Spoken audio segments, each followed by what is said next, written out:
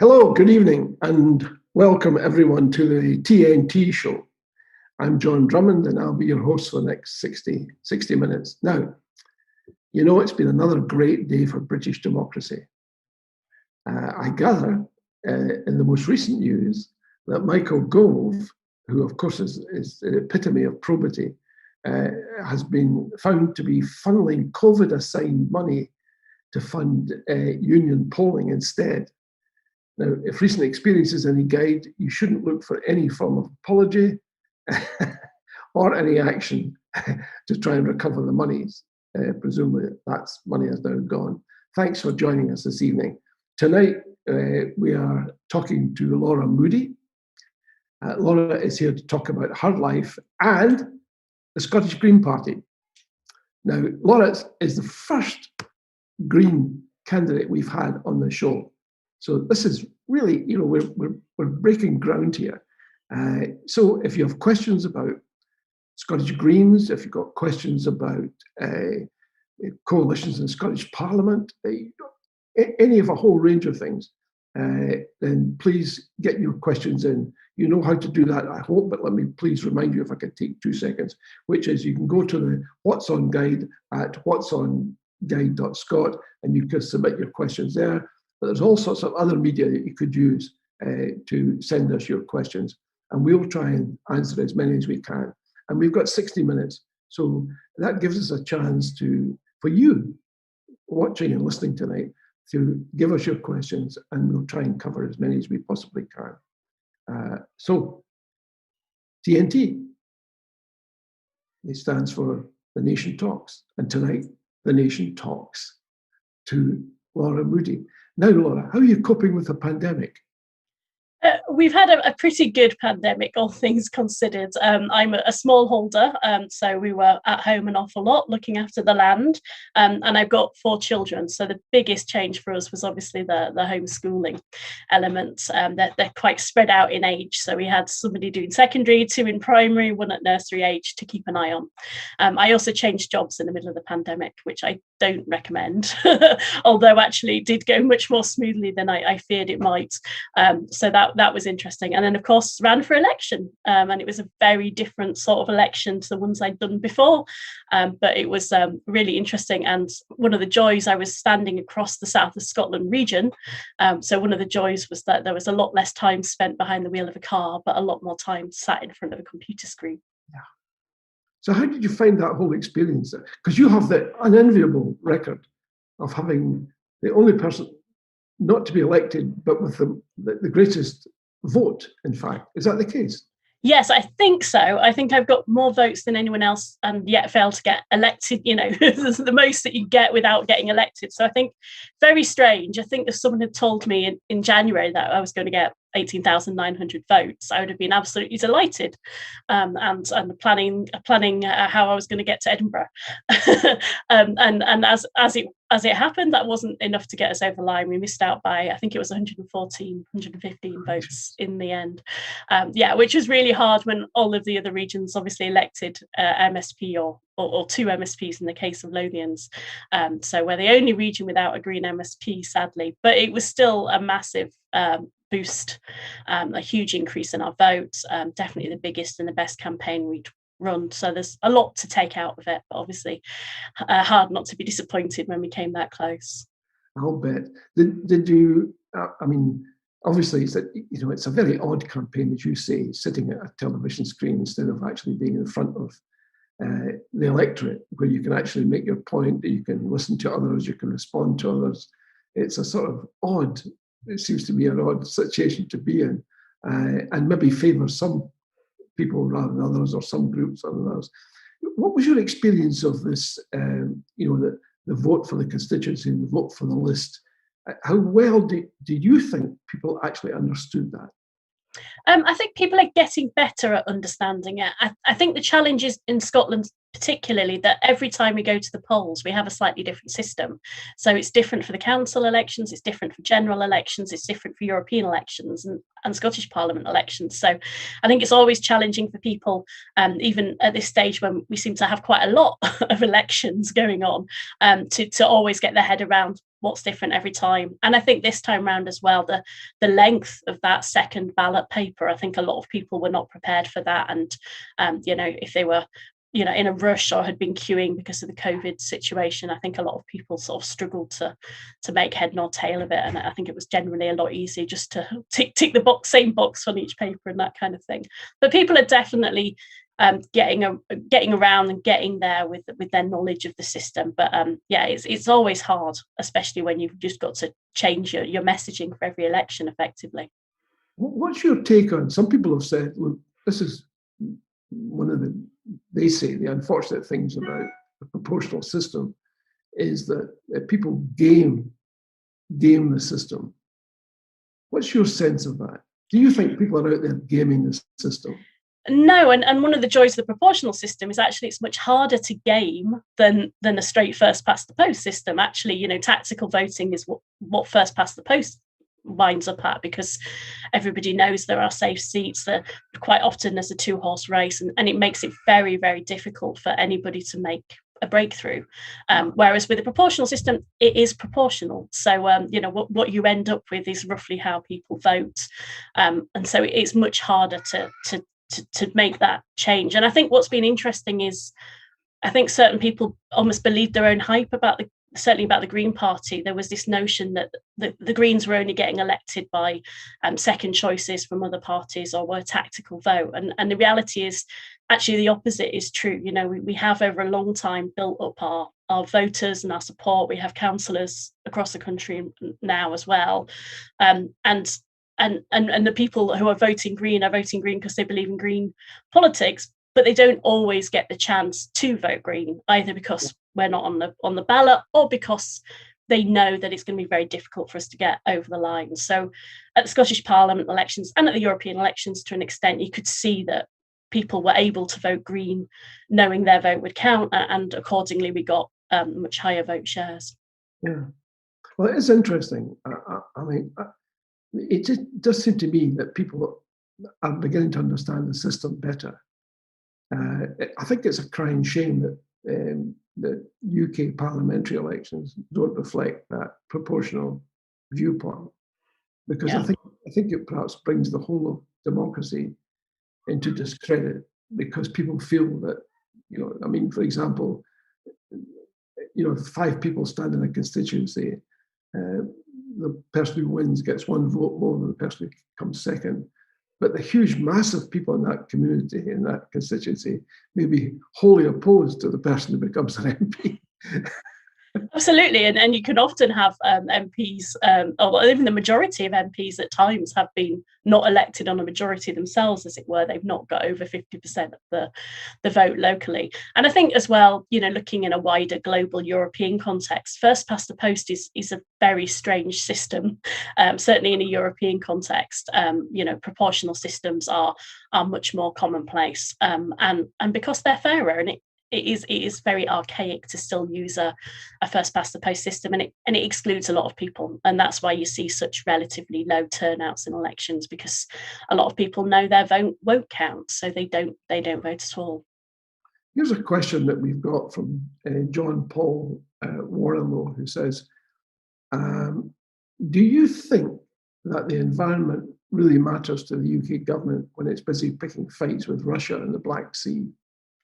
I don't think it's a priority of this government, and I think that's been very clear by their actions, both in terms of foreign policy decisions and cutting off, essentially alienating our neighbours through Brexit is not a wise move when we all need to work together to tackle the climate crisis, and a number of other decisions that especially the Conservatives in government, but Labour, where they're empowering councils, they pushed through planning permission for a new coal mine in Cumbria not that long ago. So none of the main parties really have environment as a priority. Interestingly, the Climate Change Committee, a cross-party committee in Westminster, has been pretty good, and they've started to come out with some very clear reports, very clear comments, very clear concerns being raised about the direction the government's travelling in, and the fact that they're just not taking things seriously enough. They do tend to like to set ambitious targets, but for the far off distance and without very many actions to back them up. And when they do set targets and people fail to meet them, there really doesn't seem to be very much activity or consequence to that. They'll just move the target later on and say, oh, isn't it a shame industry hadn't adapted yet?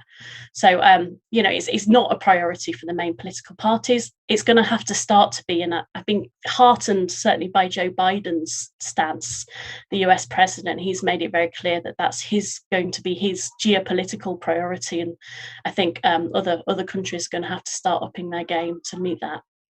Yeah, that's really interesting.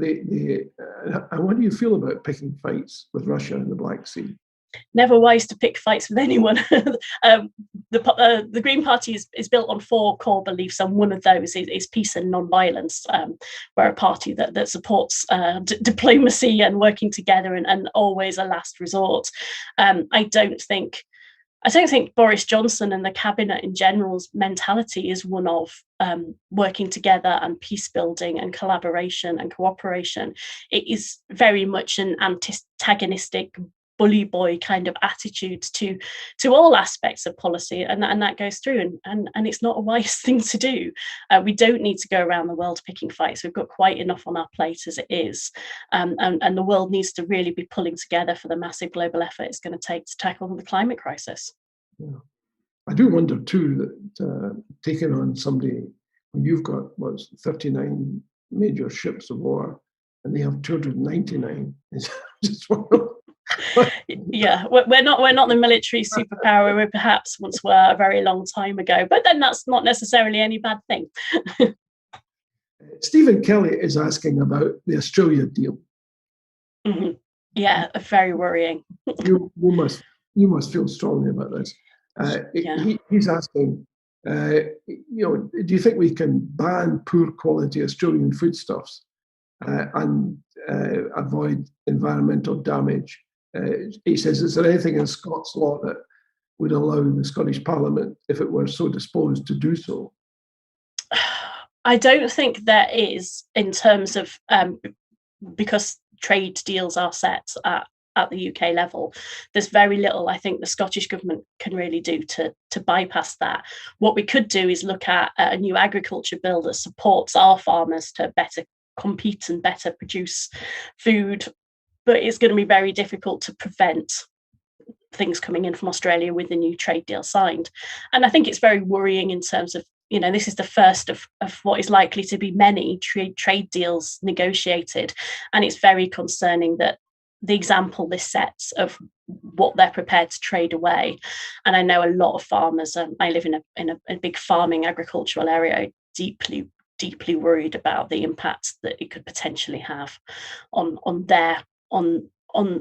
not that farmers are going to change what they do. I think farmers in this country have high animal welfare standards in general, and are already working incredibly hard on incredibly tight margins to produce the food that the country needs.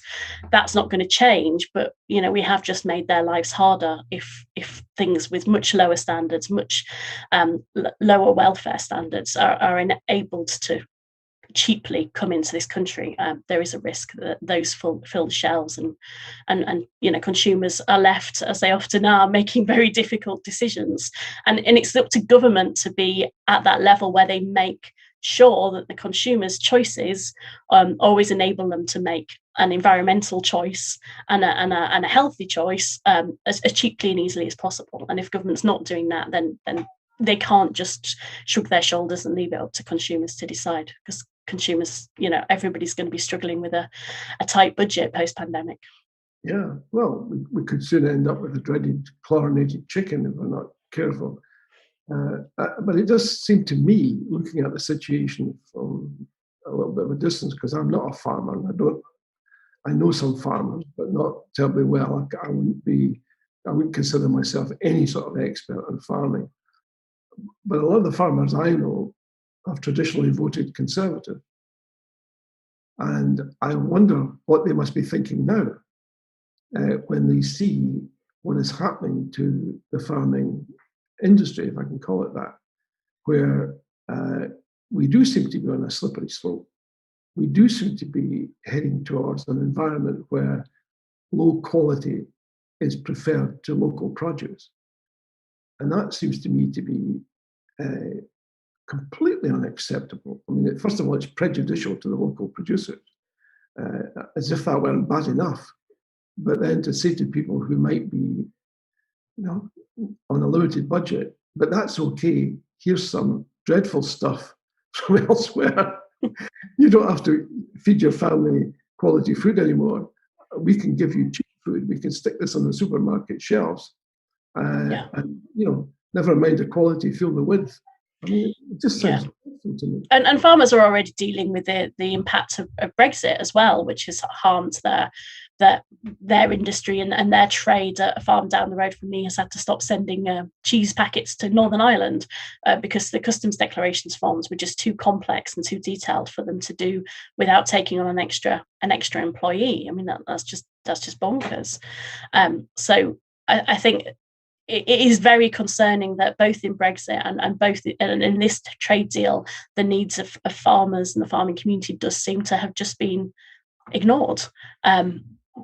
You would think that would maybe concentrate some minds in the farming community and maybe make people think about what to do with their vote.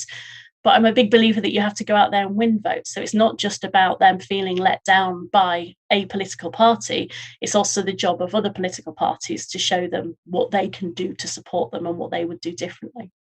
But what would you do differently? I mean, if somebody like Liz Truss has decided that cheap, low-quality food is going to be the future, what could you possibly do? Well, I mean, independence would be a big start for Scotland, and then we could be negotiating our own trade arrangements or rejoining the EU if that's what people want to do, to help support that and have that agreed framework of international standards and international agreements on what farmers can do. So yeah, independence would be the short answer to that, and have our own control over that. But there is work we can do in the Scottish Parliament. We do have currently, we'll see what happens in the longer term, powers over agriculture, and we could put through an agriculture bill that would help to alleviate some of this. I think particularly it's been very clear from the Australia deal that the needs of marginal farmers, sheep farmers, hill farmers, like I have around here, have been particularly overlooked, and small scale farmers, crofters and the like, where they don't have huge land holdings that are being heavily subsidised or very tax efficient, where they are genuinely eking out an existence on a very small amount of land, that they need more support, and that sort of farming is really sustainable and much better for the environment as well. Yeah. I mean, yeah, you're right. I mean, it's hard to argue with any of that. A lot of people must be very frustrated though, because we're looking at a situation where we're 5 years into Brexit. Now we're getting these odd trade deals popping up, and we're being assured consistently and continually that we shouldn't worry our pretty little heads because it's all going to work out well in the end. And farmers aren't really upset, really. There's a bunch of troublemakers out there, perhaps, but farmers, by and large, are fairly happy with this. That's what we're being told. I mean, I saw that on TV. So, what you said with respect sounds terribly worthy, but it's. I mean, for a start, let's take your point about independence. A lot of people are suggesting that the SNP has gone off the boil when it comes to independence. And if they've gone off the boil, if this is the case, then how does that leave the Greens? I mean, the Greens may be terribly enthusiastic, but you do rather need the SNP to be on board on their flagship policy, don't you? Well, I mean, both parties were elected both with increased numbers to this Parliament on pledges of calling for another independence referendum in this term of Parliament. So that's not going to change from either party. You believe in something, and that's what we'll put forward. The challenge is going to be how that's going to going to happen if the UK government is insisting on not granting a Section 30 order, or I think, as I said this week, certainly not before the next UK general election. And again, that comes down to collaboration and cooperation. It's about working together within Scotland about making that case for why we should be able to have another vote, and that means working with everybody who's interested in that, but also looking to our international partners. The Green Party are part of the global green movement and part of the Federation of European Greens, and we've been building links across Europe to make sure that the particular needs of Scotland and the particular position we find ourselves in is understood by people across Europe, and particularly by European politicians. When we relaunched our Green Yes campaign on a Brexit Day last year, as it were, or what would have been Brexit Day last year, that Scar Keller came, the leader of the European Greens, to speak to that. So, and some of the strongest voices in the European Parliament in favour of Scottish independence have been Greens, people like Terry Renker. So it is about making the international case as well as the national case, because if we do get to the point where we're at loggerheads and there doesn't seem to be much movement, then the right to self-determination is in international law, and we might have to look to international legal routes to make sure that we can carry that out. What does that mean? Does that mean saying boo sucks to a Section 30? We don't need this. We don't want it. We're going to press ahead anyway. I think we need to exhaust all the options that we have on the table to get a Section 30 order. Ideally, we would go through the same process as we did for the last independence referendum, a Section 30 order, similar franchise, similar question, and go through that whole process again. But you get to the point where if the UK government becomes an immovable object on this, you have to start looking at other alternatives. But I don't think we can start doing that until we have genuinely exhausted all routes that there are to a Section 30 order. The UK government appears to be saying something very straightforward and simple, which seemed to me was rather overlooked during the last election, which is that we are not saying no. We are saying no until some indefinite date in the future. Until it suits us. And you think, well, surely one ought to have anticipated that's exactly the position they would take. After all, historically, that's the way things have been done for over 200 years across the British Empire, if one looks at the experience of Commonwealth countries. So there's nothing terribly novel about taking that view. But it does sound a bit wet when people, and with respect, say, well, we'll see how it works out, and then perhaps we might head for some other direction. And all the time, we've got this situation which seems to be getting worse and worse. The farmers are affected now. The likelihood is that this will extend right across the board, because the government has indicated these are the sort of things they're interested in. Yeah. And they're not hugely interested in farmers. And they're not terribly interested in fishermen. They were when they needed their votes for Brexit, but not any longer. They got the votes. That's what they wanted. And they've decided they can jettison these poor folks, it seems to me. Let's move on to something else if we can. David Parker is concerned about the Australian deal, but from the prospect of the shipment of live animals over, 10,000 odd miles? Yeah. And how can the government in Westminster contend that they're trying to address CO2 issues when you're using container ships for that sort of purpose? Mm-hmm. I mean, it strikes people as utterly contradictory. Well, I mean, the one saving grace for the Australia deal, of course, is that Australia is awfully far away, and it's not a big part of our economy, our trade with Australia, and to be honest, is never really likely to be. And I think when you spoke to Australian commentators about this deal, they acknowledge that as well, that their main locus of trade and their focus is China and Japan and Singapore and New Zealand and the Pacific countries nearer to them.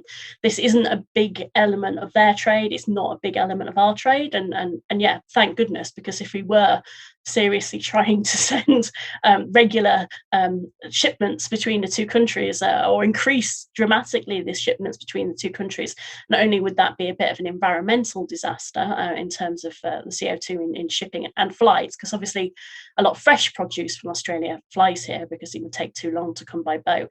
But also there's the geopolitical risk. We saw a few months ago the Suez Canal getting blocked by a container ship, and the absolute chaos that caused, just one ship for a couple of days. And you don't want to be reliant on that for really essential materials or essential goods like meat and like dairy. And yeah, I think we had our manifesto to ban live animal exports in general, because it's certainly not good for the animals to be travelling long distances in enclosed containers. Here's a question that's close to my heart. As someone who doesn't eat meat, DER hasn't given us his full name. He says, do you agree that meat eating is incompatible with being an environmentalist? No, I eat meat myself, but I'm very careful about the meat I buy and where I get it from. And I think it's very easy to think that there's some magic silver bullet that's going to cure in climate change, and if everybody just went vegan, that would fix the problem.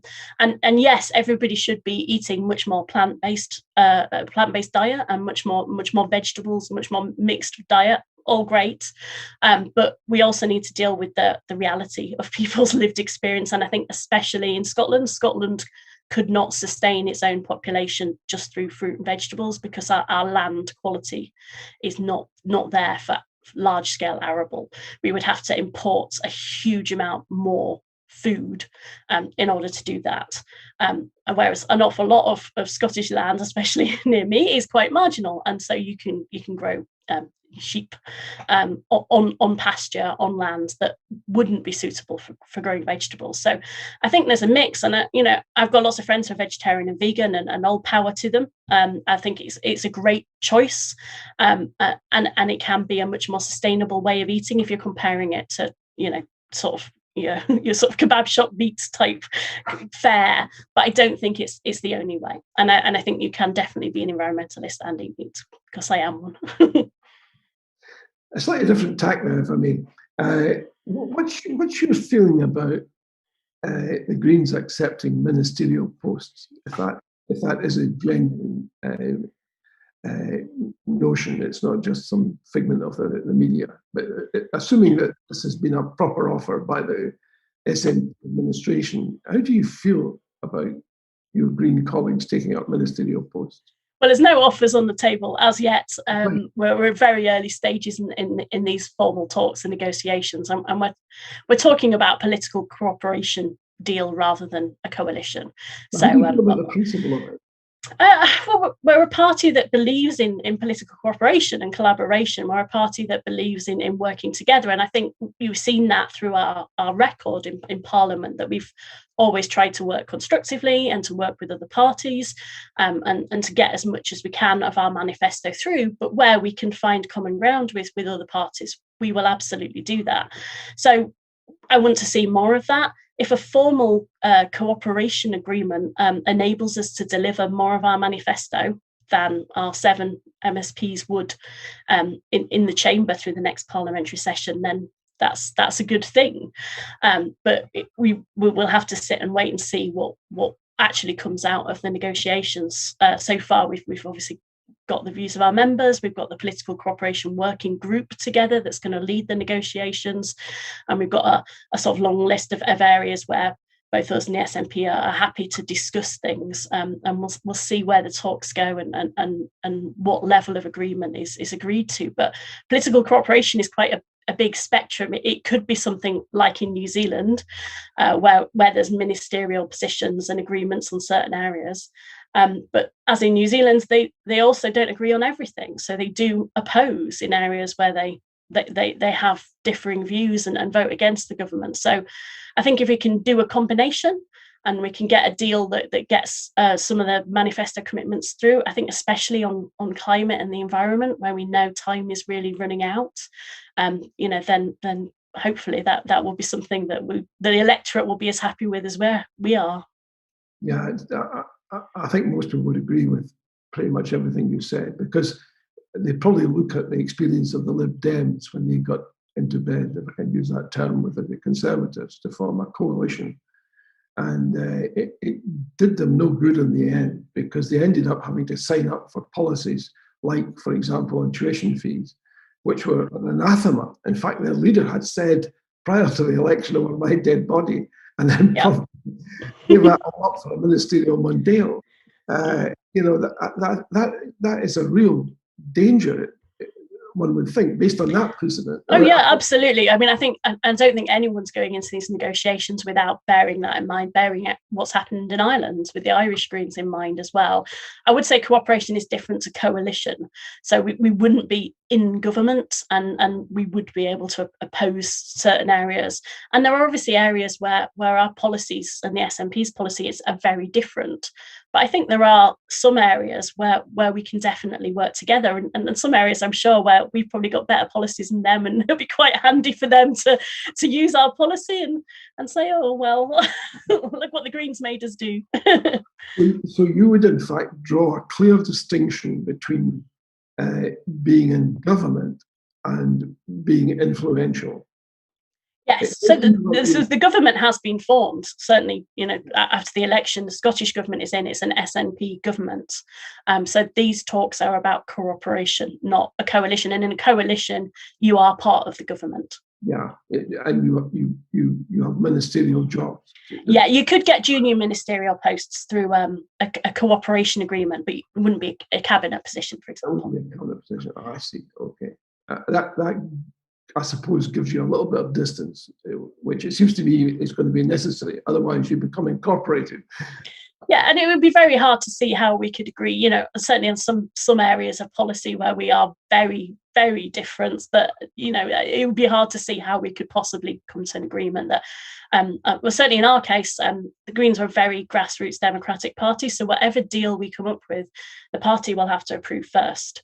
And the party is very unlikely to approve a deal where we've ditched land reform, or we've moved our education policy to a right of centre policy as opposed to where we are now. So those things will all be discussed, but it is going to be hard to see in certain areas where an actual cooperation deal could be made.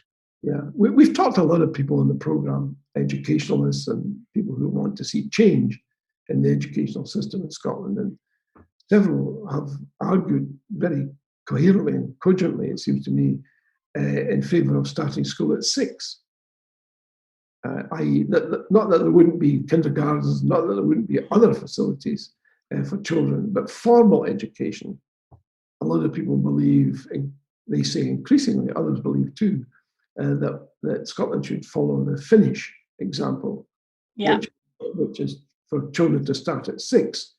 I think 7 actually in Finland. 7. So it's the year in which they turn 7 anyway. So what's your take on that? Are you in favour of that, or get it? Yes, that was in our manifesto this time round. I mean, we talked a lot to Upstart Scotland, which is a campaign groups that's been campaigning for that, and it's not just Finland. We're very unusual in the UK in sending our children to formal education at 4 in many cases.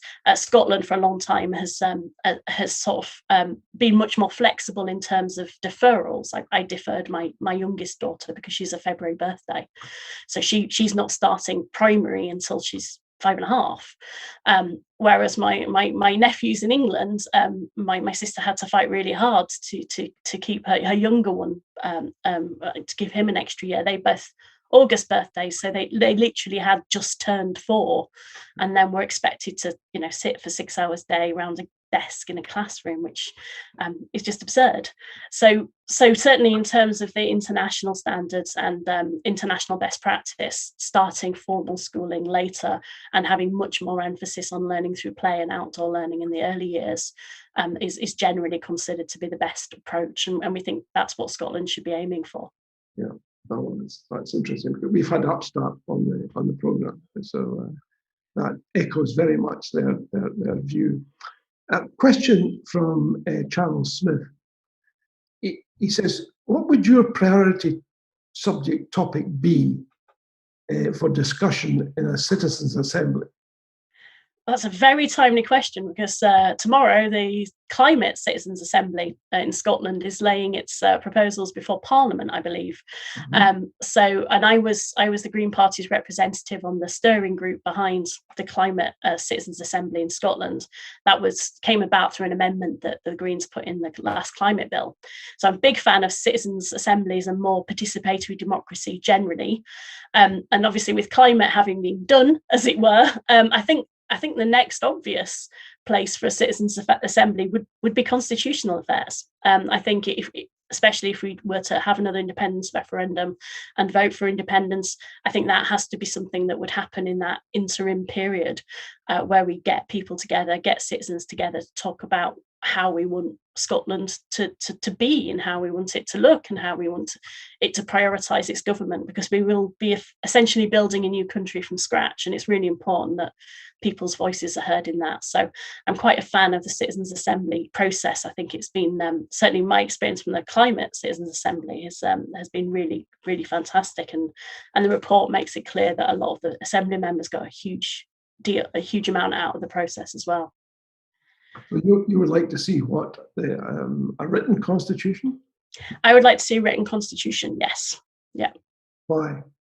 I think for clarity's sake, if nothing else, for the UK, we've had this unwritten constitution for a very long time, and it's depended, I mean, it has served us well for many years, but it's depended an awful lot on good behaviour, on a degree of cultural and social norms being in place that I think we're starting to see, certainly over the last decade or so, that those norms have started to crumble.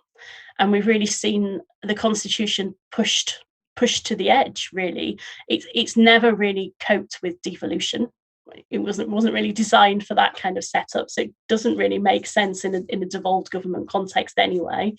And it certainly doesn't cope with the kind of politicians we've currently got in the UK government, and the way they seem to be very willing to play fast and loose with niceties like whether or not Parliament stands and makes decisions and votes on things, how long they might get to discuss something important like changing our constitution by leaving the EU.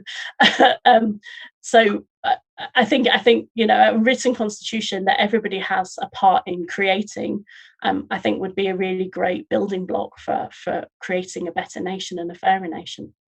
Now, the SNP have assigned the Constitution. I'm not sure what that means in this context, but the word Constitution has been assigned to Angus Robertson. Mm-hmm. Would you be saying to Angus Robertson, hey, I'm not sure necessarily what your job is in total, but we'd like at least part of it to be a written constitution? That's interesting. I think it is one of the areas that might come up in the discussion. I mean, it's generally been seen that it is one of the areas where the SNP and Greens have a similar stance, and we both oppose the House of Lords. We both are pro-independence. I think the main difference is the monarchy. The Scottish Greens are a Republican Party, and we'd abolish the monarchy. The SNP are generally less keen on that sort of thing. So it could be, but I don't know if there'd necessarily be a purpose in writing a constitution unless we're an independent country, because ultimately so many of the constitutional affairs are decided at Westminster.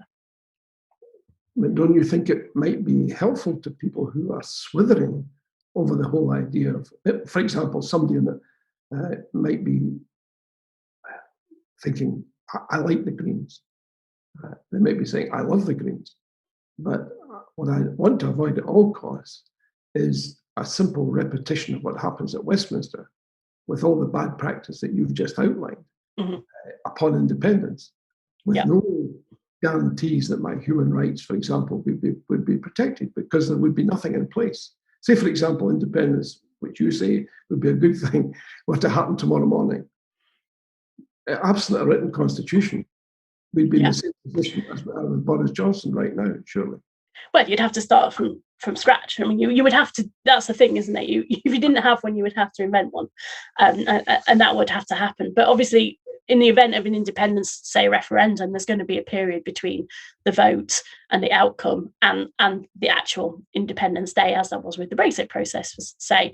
And that time period is when you can have these discussions. Because the problem is, if you have the discussions in advance, you're going to struggle either to get participation, fair participation from both sides of the yes-no argument, and you're going to have difficulty really understanding what terms you're looking at and what your deal is in terms of leaving and how you're going to want to build that together. So I think it would need to be in that interim period that you would have this process. I could see it's problematic. It's not easy, but other countries do it. I mean, most countries historically that decide to secede or have a view about secession, the first thing they do is to draw up a written constitution, because they want to reassure people both inside the entity and international opinion that certain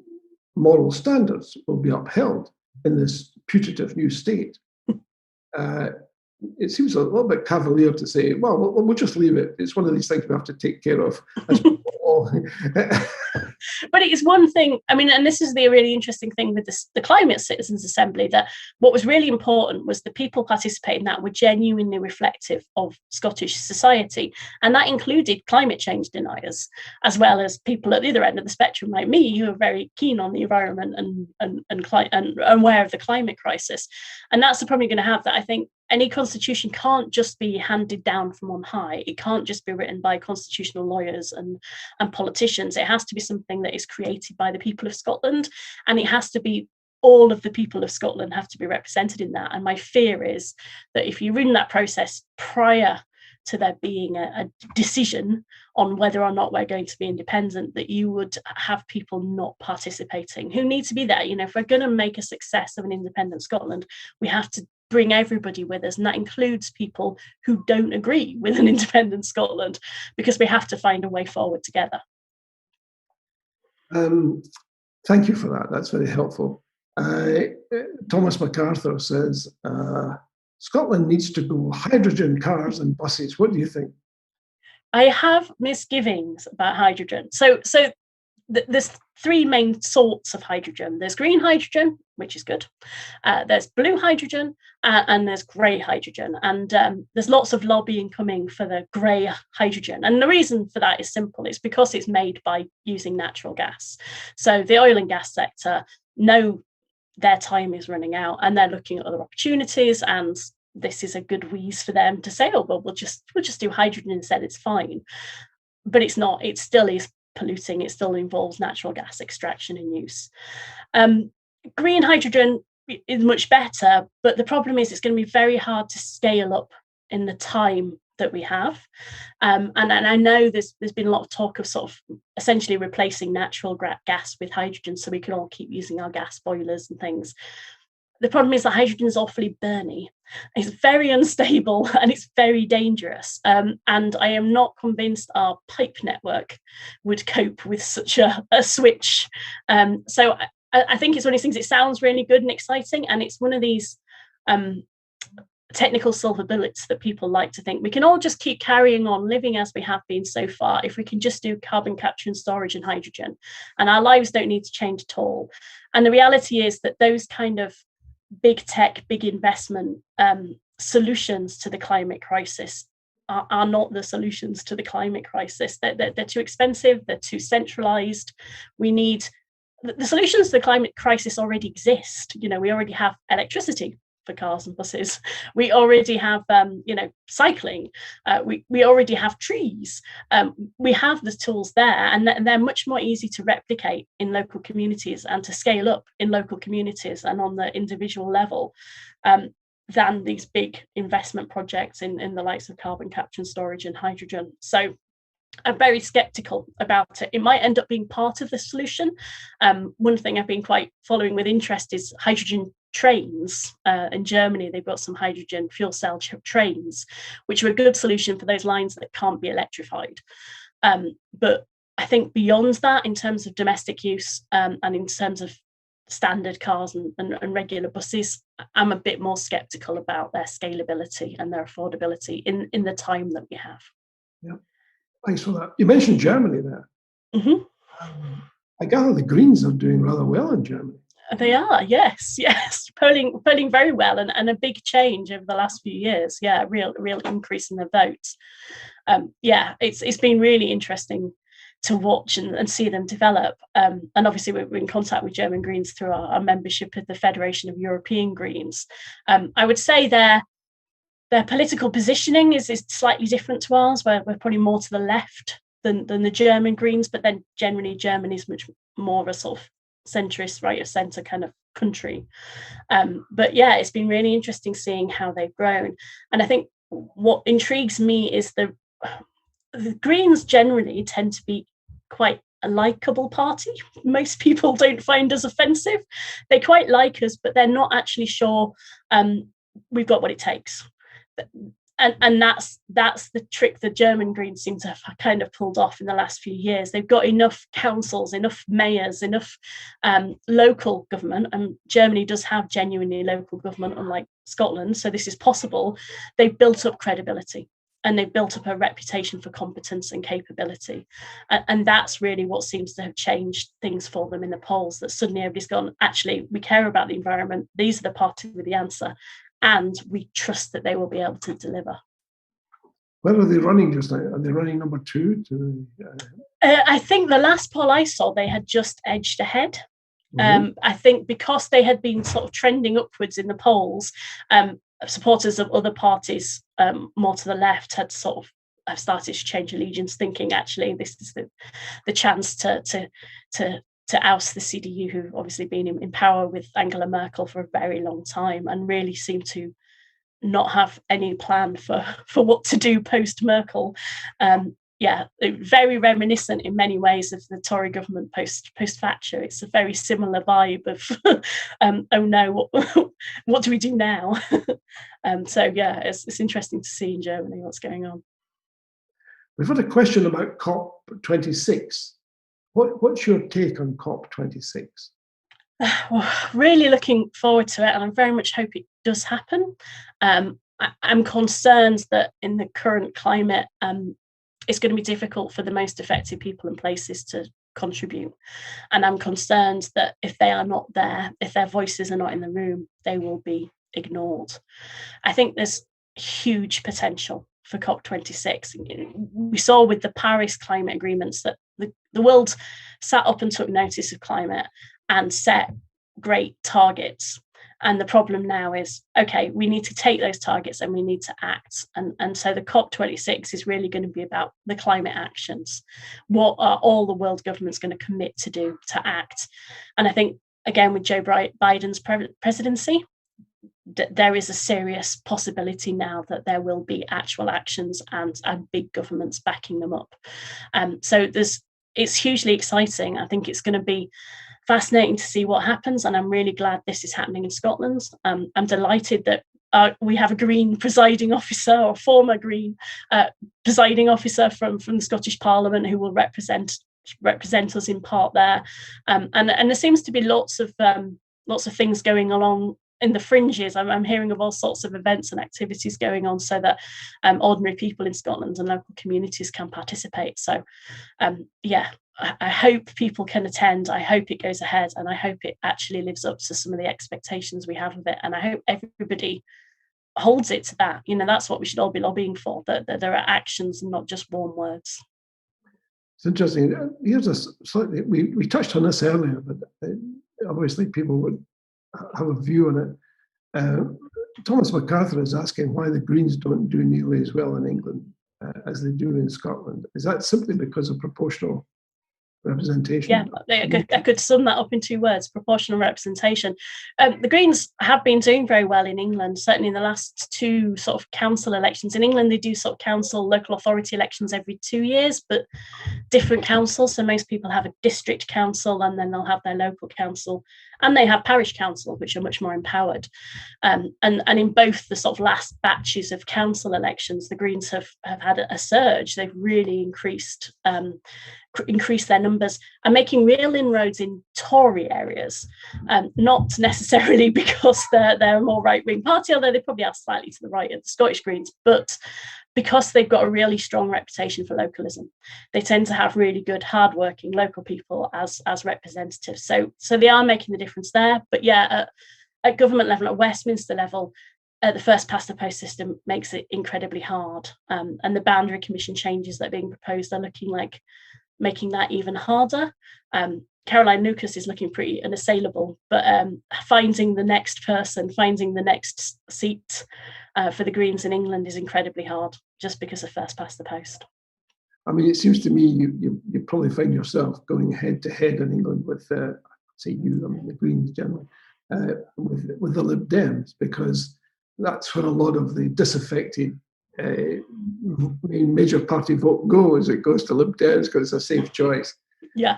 I suppose the time that you make real traction will be when people decide that the Greens are the safe choice if they dislike the two major parties, as it were.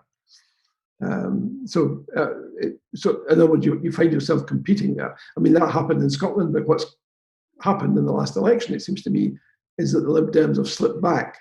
Yeah. Because what depended on tactical voting, perhaps. Whereas you were espousing a clear policy difference. Maybe there are fewer people voting tactically for you than were perhaps for the Lib Dems. I mean, the Lib Dems are facing a real challenge at the moment because, obviously, with the change nationally on their stance on the European Union, on not wanting to re-enter the EU, has alienated a lot of their core activists and a number of their core voters, and that's really problematic. And it's problematic for them in Scotland as well, because it's very hard for them to plough a unique line in terms of their positions on the constitutional questions that people in Scotland face. And I think that's been their real challenge. We got slightly more MSPs than them last time round, and then in this election significantly more, so they're no longer formally, I think, under the party rules in Parliament, considered to be a party grouping with four MSPs. So it's going to be a long road for them to come back. And obviously previously they had been in government in Scotland as part of the coalition. So a hard position to be in, but yeah, this is the reality of politics, unfortunately. Well, they seem to have they jumped Europe and jumped into this sort of muscular unionism camp. Personally, I don't understand it. I can't see the logic of it, but clearly it's a sort of process that parties go through when they're heading for extinction. They look out to the core vote, as it were, rather than trying to convince new people. Yeah, I mean, and they did a great job. In their constituencies, they really targeted. And you saw that paid off. They held on to the constituencies, but yeah, it meant in the areas where they weren't active in constituencies, they really, really struggled. It is a tough one, and I don't envy them the position they're in. And yeah, making it clear to voters what you stand for and what you believe in is always the key in every election, and having really clear, coherent messaging that's different to others is very hard if you're a small party, and making your voice heard. And it's going to get harder, actually, because if they're not classed as a major party anymore, they're going to find themselves in a position the Greens used to be in, of having to fight to get media coverage, having to fight to take part in debates. And that it's hard. It's really hard to come back from that. Taking up your point about how important it is as a minor party to make your point, make sure people understand your policies, etc.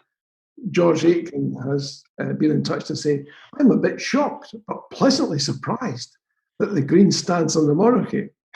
It's a Marmite policy, that one. And, it really is. It is either people are like, oh, I think it's interesting because a lot of individual politicians will privately, be lukewarm about the monarchy, but in the political sphere, absolutely every party, apart from the Greens, is pro-monarchy, is not a Republican Party. We're the only ones that have a very clear stance on that, which did make the sad death of Prince Philip, the Duke of Edinburgh, during the election campaign quite tricky for us to handle in terms of our media comment, because we had to just be very clear. Our stance on the monarchy hasn't changed. Obviously, very sad situation for the Queen and his family members, but a lot of people have lost family members over the last year, and it's sad for everybody.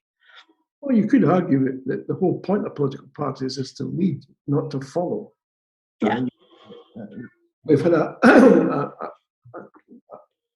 somewhat complex question, and I'm worried that you might not have time to answer it, but here goes.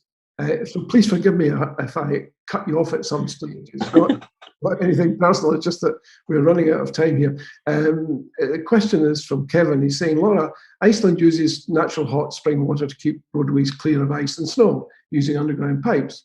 What, if anything, could the Scottish Government do to prepare all for forthcoming winter snows and keeping not only the roadways clear, but also the public and industry safe in using the roadways? So, well, with climate change, we're getting less and less hard winters, so it's perhaps going to be less of an issue. My concern with this is not so much roadways, it is active travel routes and pavements. I actually think, given the circumstances and given that we're not a country that regularly experiences terrible snow, and therefore financially it's not necessarily a wise investment to go down the Iceland route, we do a reasonable job of keeping the roads clear. What we don't do a good job of is keeping pavements clear and keeping cycle paths clear, and that can be fatal. It can be very serious, and it's a big gender issue as well.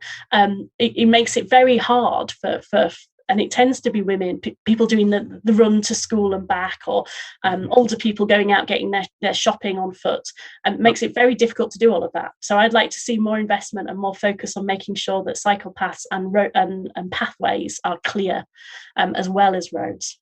And that's presumably primarily a local authority responsibility. Yes. All about funding for local authorities, which is also vital. And it's a crying shame you haven't had a chance to get into that tonight, because I'm sure people would have been very interested in your views. But if you can, I hate to ask you to do this, but we've only got about 4 minutes to go. Can you condense your party's view on local government, what needs to be done, and why forget why the present system isn't working, because we probably don't have time, and it's probably clear to many people. What would you replace the present system structure with? So I'm going to recommend a website for everybody. If you go to Ballot Box Scotland and look at their new municipalism project, sorry, it's quite big, have a good look at that, because that actually outlines quite nicely quite a lot of green thinking. Essentially, we want to be like a normal European country. So that means much more local, genuinely local government, where people are close to their representatives and can hold them to account. And they'll work together across municipalities if it makes sense to do so, but so that people are genuinely locally represented and their voice is heard, because and this is part of the reason why the Greens support independence. We believe in subsidiarity and localism. We believe in always giving power at the closest possible level to people, and driving power down all the time. And if we don't have meaningful local government, which we don't in Scotland, that is impossible. Give me an example of that, and again, briefly, please. I mean, I live in Kinrossshire, which has been lumped in with Perthshire. Yeah. We feel like a sort of poor relation much of the time, because the focus is essentially about Perth. And once in a while, somebody nods in the direction of Kinrossshire, which in the past used to have its own council. Is it your view that there ought to be more councils, i.e., as part of this subsidiarity discussion and policy? Yes. So where I live in Dumfries and Galloway, and that's the 12th biggest council by area in Scotland. And what was here before, you would have had town councils, and then you would have had sort of ridings almost. So Dumfries and Galloway would have had Wigtownshire, Stewartry, where I live, Nithsdale and Annandale. And those to me seem much more logical local groupings, because they are meaningfully local. Because in areas like mine, again, you have the same problem. Dumfries and Stranraer, our two biggest towns, are more than 70 miles apart from each other, and everything has ended up being centralised in Dumfries, and people in Stranraer just feel like their concerns, their issues just are not addressed. They're just not thought of, and life in Dumfries is very different to life in Stranraer and the issues that you face there, and the issues I face in a small rural community are different to the issues that people living in South Scotland's largest town face. I just don't understand why it's so. I mean, the SNP have been in power for 12 years now. You would think somewhere on the way somebody would say, hey, this is blindingly self-evident, we ought to do something about it. But yet, well, the SNP tends to centralisation anyway, sort of philosophically. I think they want to get power in Edinburgh instead of in London, ultimately. And I think for a long time as well, politically, strategy-wise, a lot of the councils were Labour dominated, so it made political sense to bring as much power back to the centre. But it's not good for people. People need to feel that decisions that affect them are made near them and that they have some influence over them. And you out here, you just don't feel that in terms of Hollyrood, and I don't even feel that in terms of Dumfries. So I'd rather decisions that affect me were being made in Kirkcudbright or Castle Douglas, which are nearer where I live. If you say these words, there'll be loads of people in the audience tonight cheering you to the echo. Or saying, "I'm not more councillors, not more politicians." Well, that's what happens. Laura, thank you very much. This has been educational, informative, and altogether very enjoyable. Thank you very much for joining us this evening. We're almost up, folks. I hope you enjoyed the discussion as much as I have. I think it's been terrific, super. And a big thank you to all of you who've joined us tonight. As ever, we have some great guests lined up in the future shows, and look out for Lynn next week, Anderson, who's a celebrated Scottish crime author, and she'll be talking about bloody Scotland and crime novels in general. So look out for Lynn. She's a major seller in Scottish crime novels. And look out please for my constitutional column in the Sunday National. You'll find it in the 7 days supplement. It's near the back. And if you like it, let the editor know. And very importantly, please support Indie Live. I know many of you supported the crowdfunder, but check out the programs on what's on Scott, and you'll find there's a great range of fantastic programs, both on radio, audio, and like the TNT show on visual as well. Thank you again for joining us tonight, and a big thank you to Laura. And look out for us next week, next Wednesday. And remember, it's been a great day for British democracy. Good night, all. Take care and stay safe. Good night.